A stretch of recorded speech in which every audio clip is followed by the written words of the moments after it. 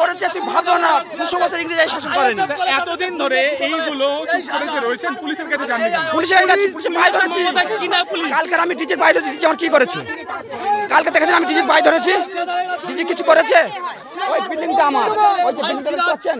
পুলিশের কাছে গেলে পুলিশ কি বলতো? পুলিশ বলে শাহজাহান, পুলিশের কাছে গেলে শাহজাহান। এতদিন কেন প্রতিবাদ করেন? এতদিন আমাদের পিঠ থেকে মারবে অন্ধকার ঘরে, বলে নেবে এই ঘরে ঢুকে বলে নেবে পুলিশটা পেছনে টেঙ্গানা আছে। কি দেখবেন চোখে আঙুল দিয়ে? চলুন শাহজাহানের ইয়েতে কি দেখেছেন? শ্রীকান্ত ভূঁইয়া আমার নাম। বলুন। অগ্নিগর্ভ সন্দেশখালীকে এভাবেই তুলনা করছেন গ্রামবাসীরা। শেখ শাহজাহান বাহিনীর নৃশংস অত্যাচার সহ্য করতে করতে দেওয়ালে পিঠ থেকে যাওয়া মানুষের ক্ষোভে জ্বলছে সন্দেশখালী। বৃহস্পতিবার শাহজাহানের ভাই সিরাজউদ্দিন ও তার দলবল গ্রামে ঢুকে হুমকি দেয়। গ্রামবাসীরা পাল্টা লাঠি নিয়ে তাড়া করলে পালিয়ে যায় সিরাজ। পুলিশের শীর্ষ আধিকারিক থাকা সত্ত্বেও এই ঘটনায় ক্ষিপ্ত গ্রামবাসীরা সিরাজ ঘনিষ্ঠদের কয়েকটি বাড়ি ভাঙচুর করে, ভেরির আলাঘরে আগুন লাগায়। ঘটনার সঙ্গে যুক্ত থাকার অভিযোগে পুলিশ গ্রামের 2 উচ্চ মাধ্যমিক পড়ুয়াসহ কয়েকজনকে আটক করে থানায় নিয়ে যায়। পুলিশকে বাধা দিতে গেলে এক মহিলাকে ধাক্কা মারে পুলিশের জিপ। এরপরেই পুলিশকে ঘিরে ফেলে গ্রামের মানুষ, কাঠের গুঁড়ি ফেলে রাস্তা বন্ধ করে আগুন ধরিয়ে দেয়। পুলিশ গাড়িতে কিভাবে মারলো? পুলিশ আমাদের ছেলেদের আমাদের স্বামীদের তুলে নিয়ে যাচ্ছে। আমরা বললাম যে দাঁড়ান স্যার, আর অনেকে বলছে দাঁড়াই নিয়ে এরকম করে একে বেঁকে গাড়ি নিয়ে যাচ্ছে, আমাদের চাপা দিয়ে যত সম্ভব আমাদের চাপা নেই। আপনাদের স্বামীদের তুলতে গেলে আপনারা বাধা দিয়েছিলেন? না স্যার, ওই পড়াতে তুলে নিয়ে যাচ্ছে আমাদের স্বামী, আমাদের ছেলেটেলেরকে সব তুলে নিয়ে যাচ্ছে স্যার।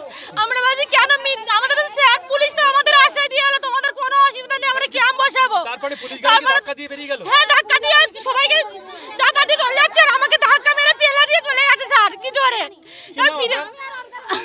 আমার নাম ফুলমণি। সন্দেশখালীতে শান্তি ফেরাতে রাজ্য পুলিশের ডিরেক্টর রাজীব কুমার আজও ফের সন্দেশখালী যান। গোটা ঘটনায় মেজাজ হারিয়ে বিক্ষোভরত গ্রামবাসীদের হুঁশিয়ারি দেন, এমনকি সংবাদ মাধ্যমকেও সতর্ক করেন।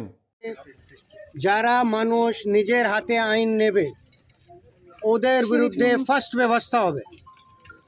কারো অভিযোগ থাকতে পারে, কারো এটা থাকতে পারে কি ওর প্রতি অন্যায় হয়েছে, কিন্তু যদি ও লোক আইন নিজের হাতে নেবে ওর আগে প্রথম ব্যবস্থা হবে। যদি কেউ মনে করে কি আমি নিজে আইন নিয়ে আমার প্রতি যে অন্যায় হচ্ছে ওটাকে পূরণ করতে পারবো, ওটা অসম্ভব ব্যাপার আছে।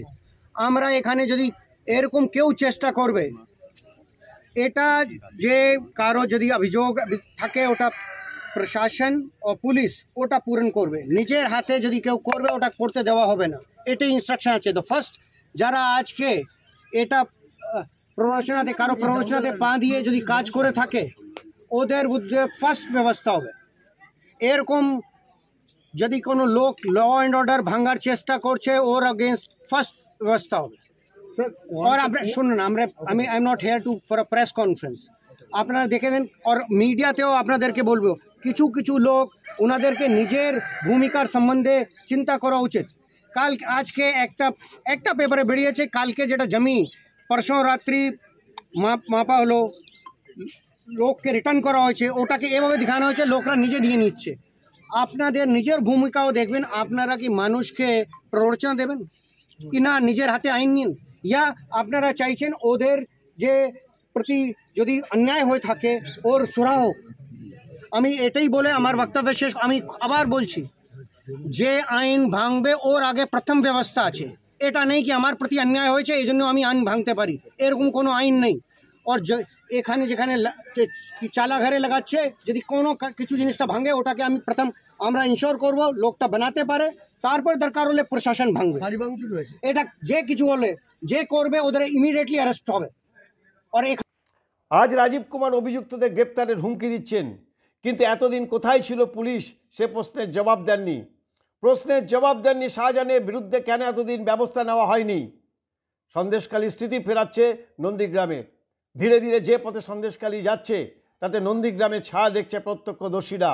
স্বস্তি একটাই, বিরোধী দলে মমতা ব্যানার্জি বলে কোনো নেত্রী নেই। ব্যুরো রিপোর্ট, বাংলার খবর।